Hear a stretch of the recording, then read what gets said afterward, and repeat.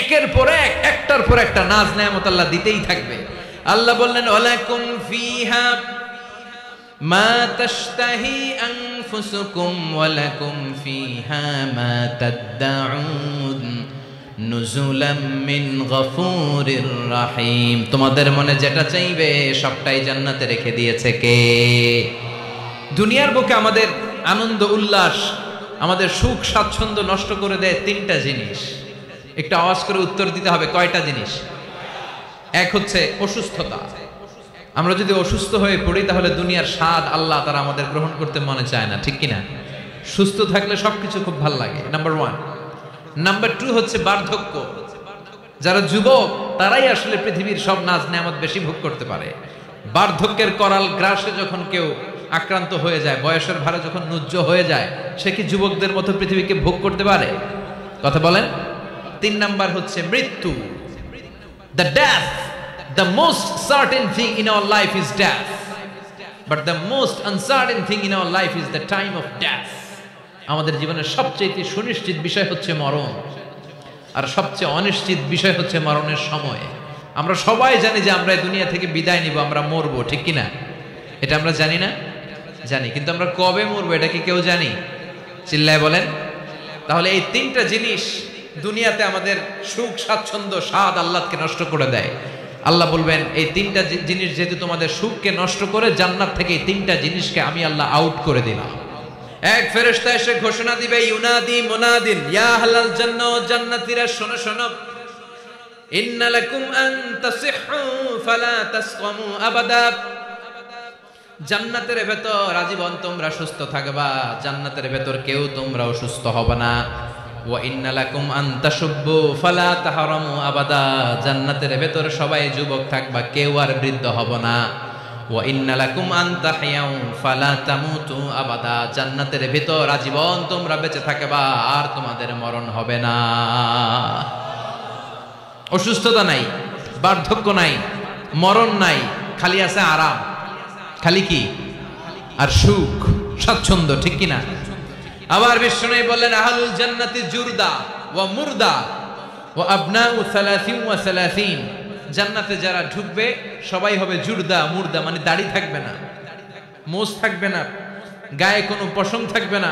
সব জান্নাতি পুরুষগুলো হবে 33 বছরের তাগড়া যুবক। আরেক বর্ণনা এসেছে 30 বছরের যুবক। আবার বিশ্বনবী বললেন যারা জান্নাতে ঢুকবে সব জান্নাতীরা 60 হাত লম্বা হয়ে জান্নাতের ভেতরে ঢুকবে, কোন সুবহানাল্লাহ। এভাবে জান্নাতীরা জান্নাতে ঢুকে মৌজ মস্তি আনন্দ উল্লাস ফুর্তি সব করতে শুরু করে দিবে। আল্লাহ তাআলা তখন ডাক দিয়ে বলবেন, ও জান্নাতীরা, এই কোরআনের ভেতরে জান্নাতের কথা যা যা ওয়াদা করেছিলাম, বিশ্বনবী তোমাদেরকে যা যা শুনিয়েছে, উলামায়ে কেরাম জান্নাতের যে নাজ নেয়ামতের বর্ণনা যা দিয়েছে সব পাইছো তো? সব জান্নাতীরা বলবে আলহামদুলিল্লাহ, আল্লাহ সব পেয়েছে। এক জান্নাতি হাত তুলে বলবে আল্লাহ একটা পাই নাই, একটা পাই নাই। আল্লাহ বলবেন সেটা কি? ওই জান্নাতি বলবে আল্লাহ সব পাইছি কিন্তু তোমারে পাই নাই, তোমারে দেখি নাই, তোমার সৌন্দর্য কত বেশি আমরা জানি না।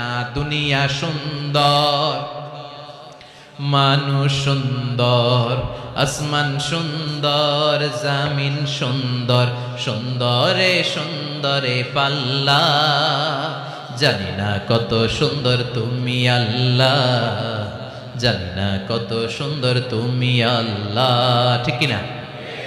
আল্লাহ সব পেয়েছি, একটা জিনিস পাই নাই। কি পাও নাই? তোমারই তো পাই নাই। যে আল্লাহ সব দিল তারা তো পাই নাই। আল্লাহ বললেন ঠিক আছে, আমি আমার সৌন্দর্য এখন তোমাদের সামনে প্রকাশ করব। আমার গোপন রহস্যের ভেদ আজকে আমি জান্নাতীদের সামনে প্রকাশ করে দিব। কোন সুবহানাল্লাহ। উজুহু ইয়াউমাইযিন নাযিরা ইলা রাব্বিহা নাযিরা। সেদিন জান্নাতীদের চেহারাগুলো পূর্ণিমার চাঁদের মতো উজ্জ্বল থাকবে, জান্নাতীরা প্রভুর দিকে তাকিয়ে থাকবে।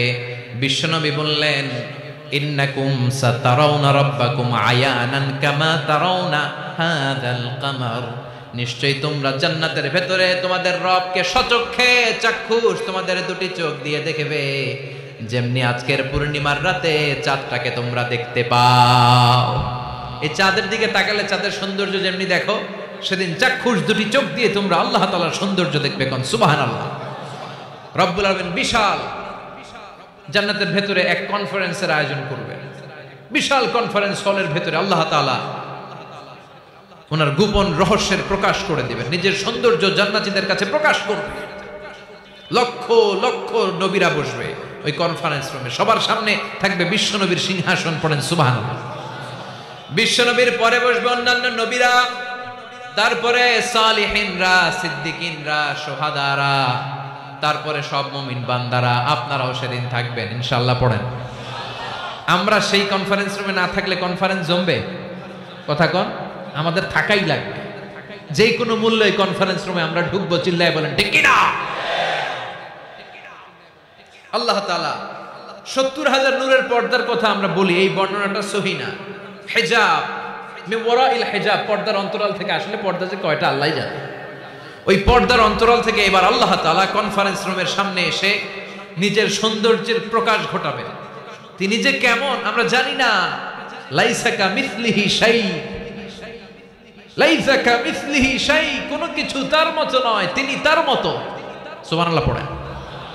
আল্লাহ তাআলা পর্দার অন্তরাল থেকে এবার পর্দা প্রকাশ করে দিয়ে নূরের তাজাল্লি দেখাবেন। নূরের সৌন্দর্যের আলোকচ্ছটা ফোকাস করবেন জান্নাতীদের সামনে। 1 সেকেন্ডকে 1000 ভাগ করলে হয় 1 মাইক্রোসেকেন্ড। 1 মাইক্রোসেকেন্ডকে 1000 ভাগ করলে হয় 1 ন্যানোসেকেন্ড। 1 ন্যানোসেকেন্ডের জন্য আল্লাহ তাআলা নূরের তাজাল্লির ঝলকানি দিবেন। ঝলকানি দিয়েই শেষ, আর সামনে নাই। কিন্তু ওই এক ঝলকানিতে আমরা পাগলের মতো ওই ঝলকানির দিকে তাকিয়ে থাকবো, এইভাবে তাকিয়েই থাকবো। কিন্তু সামনে কিন্তু আর নাই। ওই একবারের জন্য একটু দেখাইছিলেন, ওইটার দিকে তাকিয়ে থাকবো। এভাবে তাকিয়ে থাকতে থাকতে লক্ষ লক্ষ কোটি বছর কেটে যাবে। নবীরা তাকিয়ে থাকবে, ওলিরা তাকিয়ে থাকবে, সালিহিনরা তাকিয়ে থাকবে, শুহাদারা তাকিয়ে থাকবে, আমরা তাকিয়ে থাকবো। বছরের পর বছর, কোটি কোটি বছর পাগলের মতো এভাবে থাকবো। পাগল হয়ে যাবে, সব পাগল হয়ে যাবে, সৌন্দর্য দেখে পাগল পাড়া হয়ে যাবে। কিন্তু সামনে কিন্তু নাই। এরপরে হুর গেলমান এরা এসে নবীদেরকে বলবে, ও নবীরা, ও অলিরা, আল্লাহর সৌন্দর্য দেখলেই চলবে, আমাদের কিছু হক আছে না? সুবহানাল্লাহ। পড়েন। আমাদেরকেও কিছু সময় দেন, জান্নাতের অন্যান্য নাজ নেয়ামত ভোগ করতে হবে। আসেন আসেন। হুর আর গেলমান রে এসে যখন জান্নাতীদেরকে ডাকাডাকি শুরু করবে, তখন জান্নাতীদের টনক নড়বে। সুবহানাল্লাহ। তখন জান্নাতীরা হুঁশ ফিরে পাবে। তাই তো কোটি কোটি বছর কই ছিলাম আমরা, কি দেখলাম, কি আজীব তামাশা। সুবহানাল্লাহ। পড়েন। এই জান্নাতে একবার যে ঢুকবে তার আর বেরোয়া লাগবে না। সুবহানাল্লাহ। পড়েন। আমরা একবার যদি ঢোকার চান্স পাই, আর আমাদেরকে পায় কে? চিল্লা এখন ঠিক কিনা? ওই জান্নাতে যেতে রাজি আছেন তো? রাজি আছো মুসলমান?